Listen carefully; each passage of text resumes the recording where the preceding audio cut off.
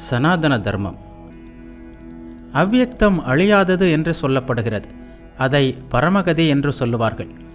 எதை அடைந்து திரும்பி வருவதில்லையோ அது இறைவனுடைய பரமபதம். 2 நிலைகள் கூறப்படுகின்றன. ஒன்று அவ்வியக்தத்தை அடைதல், இன்னொன்று இறைவனை அடைதல். அவ்வியக்தத்தை அடைந்தவர் தேவைப்பட்டால் மீண்டும் பிறக்கலாம். பூதங்கள் எவனுள் இருக்கின்றனவோ, எவனால் இவை யாவும் வியாபிக்கப்பட்டு இருக்கின்றனவோ, அந்த பரமபுருஷன் எதையும் எதிர்பார்க்காத அனன்ய பக்தியால் அடையப்படுகிறான். எக்காலத்தில் உடலை விடுகின்ற யோகிகள் திரும்பி வரமாட்டார்கள், அதேபோல எக்காலத்தில் உடலை விடும் யோகிகள் திரும்பி வருவார்கள் என்பதை சொல்கிறேன். தீ, ஒளி, பகல், சுக்லபக்ஷம், அதில் உடலை விடும் பிரம்மஞானிகள் பிரம்மத்தை அடைகிறார்கள். புகை, இரவு, அங்கனம், கிருஷ்ணபக்ஷம், அதில் உடலை விடும் யோகியானவன் சந்திரலோகத்தை அடைந்து திரும்பி வருகிறான். சந்திரலோகம் என்பது முன்னோர்கள் வாழும் மேல் உலகம்.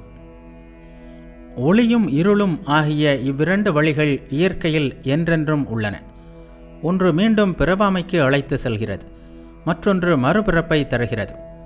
இவ்விரண்டு வழிகளையும் அறிகின்ற எந்த யோகியும் மோகத்தை அடைவதில்லை.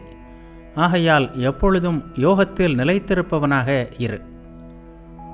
வேதங்களை ஓதுவதிலும், யஜ்ஞம் செய்வதிலும், தவம் செய்வதிலும், தானங்கள் செய்வதிலும் கூட எந்த புண்ணிய பலனானது சொல்லப்பட்டிருக்கிறதோ அதை அறிந்து யோகியானவன் அதையெல்லாம் கடந்து செல்கிறான். புண்ணிய பலன்களை துறந்து விடுகிறான். ஆதி நிலையை அடைகிறான். இந்திரியங்களுக்கு புலப்படாதவனாகிய இறைவனால் இவ்வுலகம் யாவும் வியாபிக்கப்பட்டிருக்கிறது. உயிரனைத்தும் இறைவனிடம் இருக்கின்றன. இறைவன் அவைகளிடத்தில் இல்லை.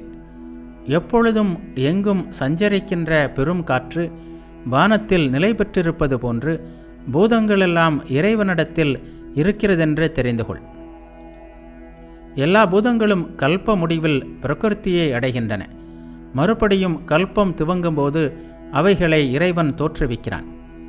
இறைவனுடைய பிரகிருத்தியை அருள் உடையதாக செய்து தன்வசமில்லாது பிரகிருத்தியின் வசத்தில் இருக்கின்ற இந்த முழு உயிர் வகைகளையும் திரும்ப திரும்ப இறைவன் படைக்கிறான்.